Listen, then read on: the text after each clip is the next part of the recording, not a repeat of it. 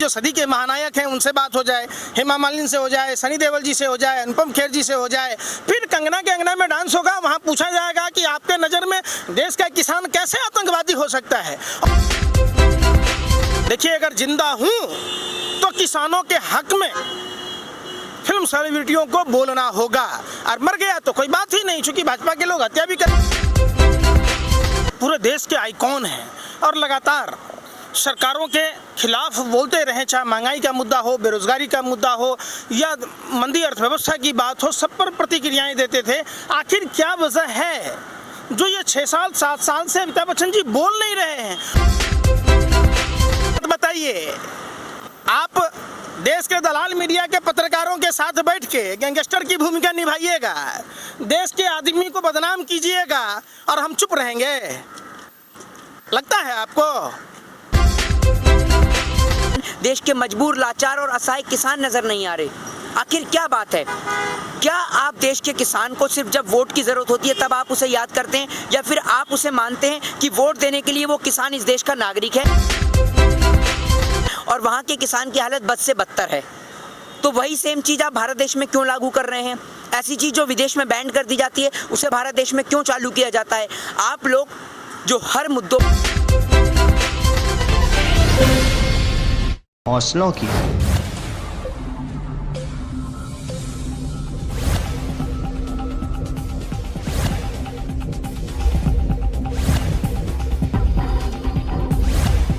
हौसलों की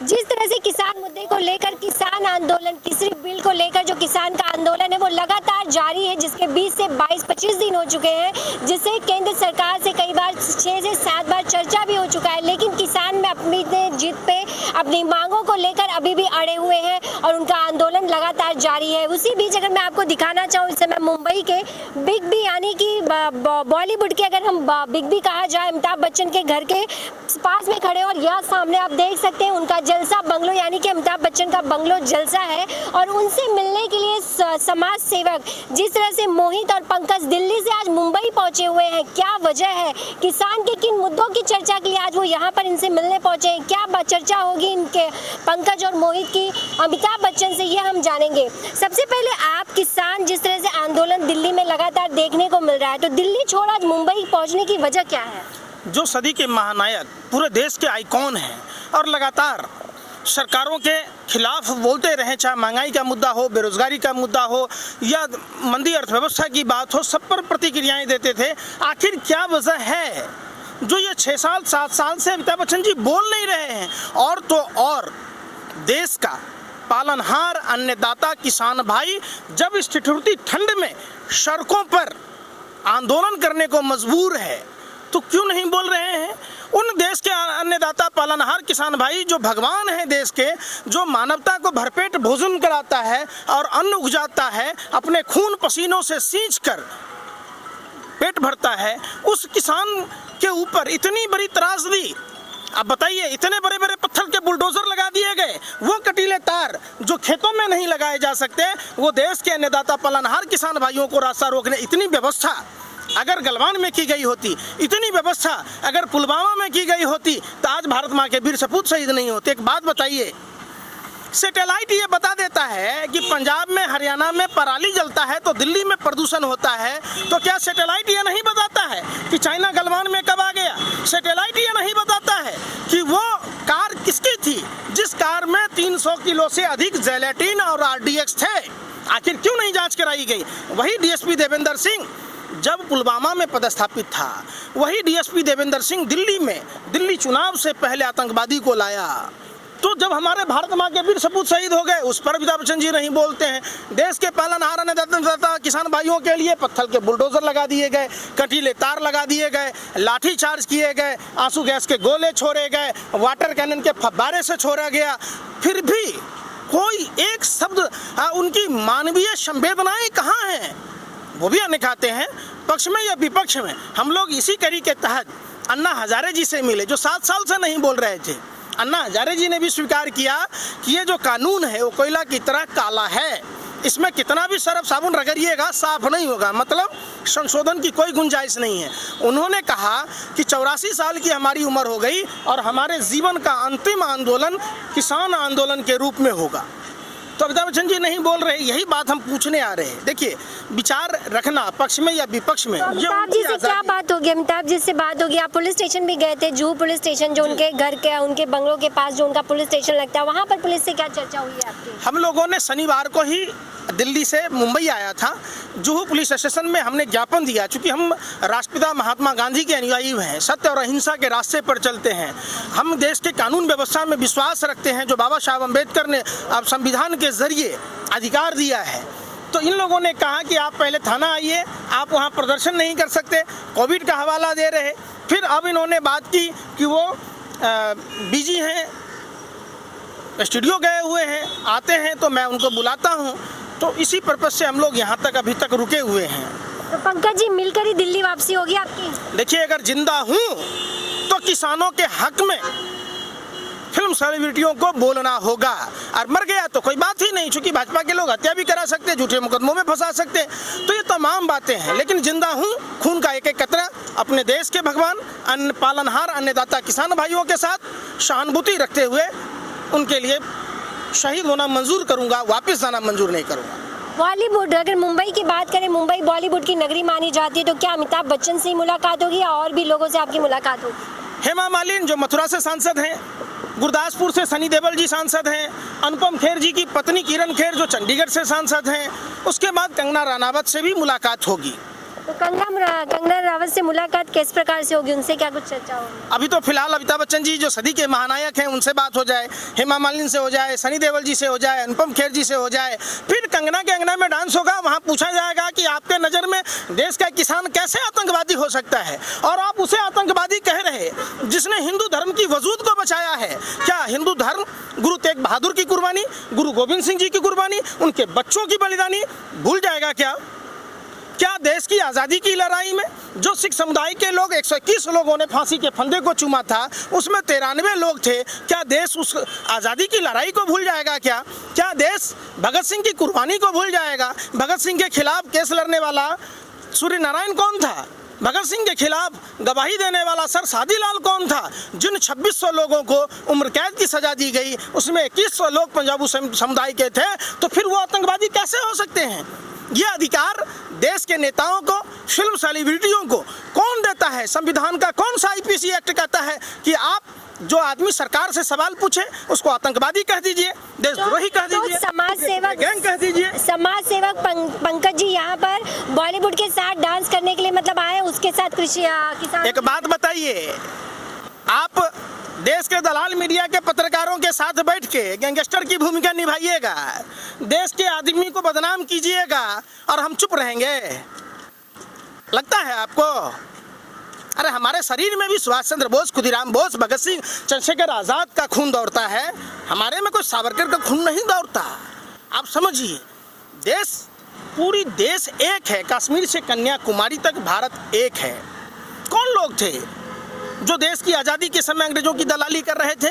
श्यामा प्रसाद मुखर्जी 1941 में बंगाल प्रांत में सरकार बनाई, धर्म के आधार पर विभाजन की बात की। 1942 में भारत छोड़ो आंदोलन कुचलने की बात की। 1943 में गुलाम हुसैन अब्दुल्ला खान जिन्ना के साथ सरकार बनाई और भारत और पाकिस्तान बना दिया, अखंड भारत को खंड खंड किया। कभी भी आरएसएस के लोगों ने अपने कार्यालय पर तिरंगा झंडा नहीं फहराया। आज़ादी के बाद भी बाबा साहब अम्बेडकर के पुतले जलाए। वैसे लोगों पर क्या हम भरोसा कर सकते हैं? क्या उनका जवाब नहीं देना चाहिए? कौन लोग हैं? सरदार पटेल और राष्ट्रपिता महात्मा गांधी उसी गुजरात से आते हैं जहां से ये रंगा बिल्ला प्रॉपर्टी डीलर आता है। 103 साल पहले बिहार के चंपारण से इन्होंने ठेका प्रथा, जो खेती में कॉन्ट्रैक्ट फार्मिंग होता था, उसके विरोध आंदोलन किया, देश को आज़ादी दिलाई। वही सरदार पटेल गुजरात से आते हैं जिन्होंने बरडोली सत्याग्रह आंदोलन किया था। कैसे देश भूल सकता है? पूरे देश को गर्त में ढकेल दिया। एक बात बताइए, कोरोना क्या कहता है? किसानों के लिए कोरोना है। आप दिल्ली में चुनाव करा रहे थे, कोरोना नहीं है। ट्रंप की गुलामी कर रहे थे, कोरोना नहीं है। 23 मार्च तक जब तक शिवराज सिंह चौहान व्यापम घोटाला वाले आटा चोर कंस मामा की सरकार बनाए, कोरोना नहीं था। और 24 मार्च को अचानक आप 12 बजे रात में अनप्लान्ड लॉकडाउन लगा देते हैं। बिहार चुनाव में कोरोना नहीं है, हैदराबाद के नगर निगम चुनाव में कोरोना नहीं है। आप जाते हैं बंगाल में रैली करने तो कोरोना नहीं है। देश का किसान अपने हक की बात करे, देश का छात्र अपने हक की मांग करे तो उसके लिए कोरोना है? क्या है भैया? किसको समझा रहे हैं? 22 विधायकों की नीलामी या ट्रंप की गुलामी ने देश का भट्ठा बिठा दिया। किसने कोरोना की आग में झोंका? जब WHO ने 31 दिसंबर को कह रखा था कि कोरोना से संक्रमण होगा, तो ये सरकार क्यों नींद से सोई थी? क्यों शिवराज सिंह? सुना पंकज श्रीवास्तव किस तरह से यहाँ पर किसानों की मांग को लेकर यहाँ पर अभिनेताओं से मिलने, फिल्मी कलाकारों से मिलने पहुंचे, तो वहीं पर यहाँ पर मोहित शर्मा भी पहुंचे हुए हैं। तो मोहित, आपकी क्या मांग होगी? किन मांगों को लेकर दिल्ली से मुंबई पहुंचना होगा आपका? देखिए, मांग तो पूर्ण रूप से स्पष्ट है। हम लोग आए हैं दिल्ली से तो देश के किसानों के लिए, क्योंकि लगभग 39 दिन के सफ़र के दौरान हमारे देश के 47 जो देश के किसान हैं वो शहीद हो चुके हैं।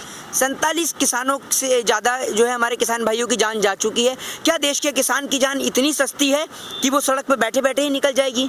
कुछ किसानों ने अपने आप सुसाइड भी कर लिया। तो क्यों देश की सरकार इन किसानों की ओर ध्यान केंद्रित नहीं कर रही? आपने देखा कि ये देश के वो तमाम लोग हैं जो अभिनेता से नेता बने हैं तो देश के किसान का वोट लेकर। क्या देश का किसान सिर्फ वोट देने के लिए बना है? आज आप देश के किसान के वोट के नाम पर कभी गेहूं काटने के लिए पहुंच जाते हैं, कभी वोट मांगने के लिए पहुंच जाते हैं, कभी आप पगड़ी बांध लेते हैं, कभी आप सरदार बन जाते हैं और कभी आप फिल्में बनाकर देश के किसान को समर्थन देते हैं। तो जब आज फिल्मों से बाहर निकलकर रियलिटी की बात आई है तो आप लोग पीछे क्यों हट रहे हैं? आप लोग चुप और मौन क्यों हैं? क्या आपके ऊपर कोई गवर्नमेंट का प्रेशर है या सत्ता की कुर्सी से आपको इतना लगाव और इतना प्रेम है कि आपको उस प्रेम के कारण देश के मजबूर, लाचार और असहाय किसान नजर नहीं आ रहे? आखिर क्या बात है? क्या आप देश के किसान को सिर्फ जब वोट की जरूरत होती है तब आप उसे याद करते हैं, या फिर आप उसे मानते हैं कि वोट देने के लिए वो किसान इस देश का नागरिक है, वरना वो खालिस्तानी है, आतंकवादी है, टेररिस्ट है? उनका यही ओपिनियन जानने के लिए, उनकी राय को जानने के लिए हम लोग आए हैं और जब तक उनसे मुलाकात नहीं होगी हम लोग यहाँ से जाने वाले नहीं हैं। तो आपको कितना विश्वास है कि आप अगर उनसे बात करने, अमिताभ बच्चन से अगर बिग बी से आप बात करते हैं तो वो भी किसान मुद्दे पर बोलेंगे और वो लोगों के सामने आएंगे? क्यों नहीं बोलेंगे? देश का किसान कश्मीर से कन्याकुमारी तक सभी लोगों का पेट भरता है। क्या इस भारत देश की सरजमी पर रहने वाला ऐसा कोई व्यक्ति है जो अनाज ना खाता हो? सभी लोग खाते हैं ना। तो हर किसी का फर्ज बनता है कि देश के किसान को जो है सपोर्ट करें। और दूसरी बात, हम उन्हें बताएंगे कि 1950 से 1960 ईस्वी में यही सेम कानून अमेरिका और यूरोप के कई देशों में लागू किया गया था। तकरीबन 70 साल से ज़्यादा हो चुके हैं और वहाँ के किसान की हालत बद से बदतर है। तो वही सेम चीज़ आप भारत देश में क्यों लागू कर रहे हैं?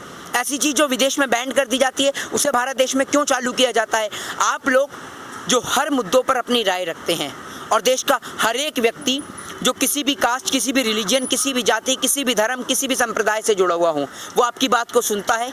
देश की हर एक सरकार, देश की मीडिया, यहाँ तक कि इस देश के वो बिकाऊ चैनल भी आपकी बात को दिखाते हैं। तो आप देश के किसान के लिए क्या सोचते हैं?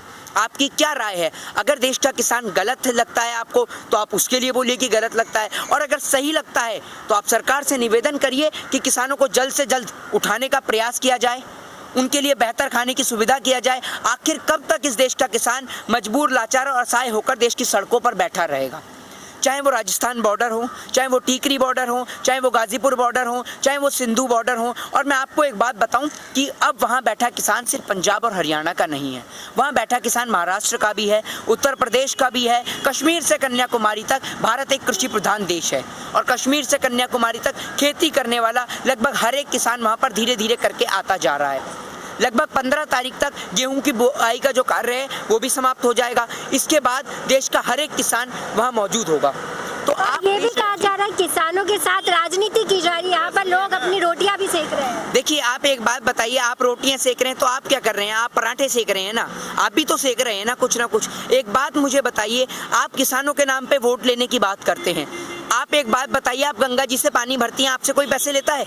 नहीं लेता ना। तो एक बात बताइए, मुफ्त में मिलने वाला पानी जब मल्टीनेशनल कंपनी की नज़र में आया तो वो उसी पानी को 10 रुपये लीटर, 20 रुपये लीटर किनले और बिस्लरी के जरिए बेचने लग गए। तो जब ये किसानों की मंडियां उनके हाथ में लगेंगी तो जो आलू आपको और मुझे आज 10 रुपये किलो, 20 रुपये किलो मिलता है, वही आलू 200 रुपये किलो, 300 रुपये किलो हो जाएगा और आपको और मुझे मजबूरी में खरीदना पड़ेगा। और दूसरी बात, आपने कहा किसानों के नाम पर राजनीति।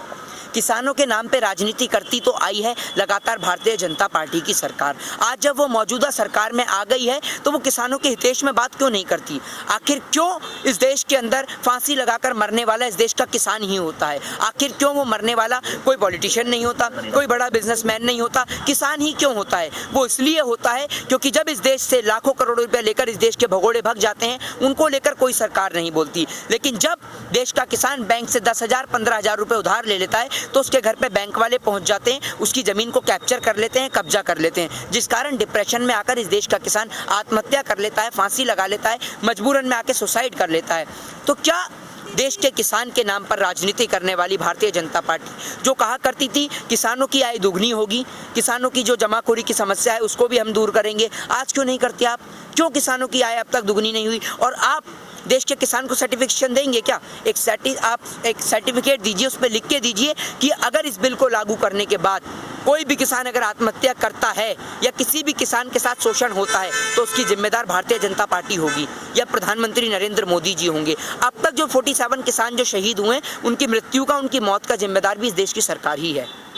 जिस तरह से आपने सुना कि यहाँ पर किसी बिल को लेकर जो एक आंदोलन है वो एक बड़ा रूप लेता हुआ दिखाई दे रहा है। किसान एक भी बात सुनने को तैयार नहीं है, किसान एक भी बात सुनने को नहीं तैयार है। जो केंद्र लगातार बात करने की कोशिश भी कर रही है, लेकिन किसान अपनी जिद पर लगातार अड़े हुए हैं। तो इसी किसान की जिद पर किसी बिल को लेकर लोग सामने आकर किसान के साथ खड़े हैं। तो यहीं पे कई समाज सेवक भी हैं जो किसान के हित में उनके साथ खड़े होकर बात कर रहे हैं। तो बस आप हमारे साथ ही बने रहिए, आगे और भी खबरों के लिए सही।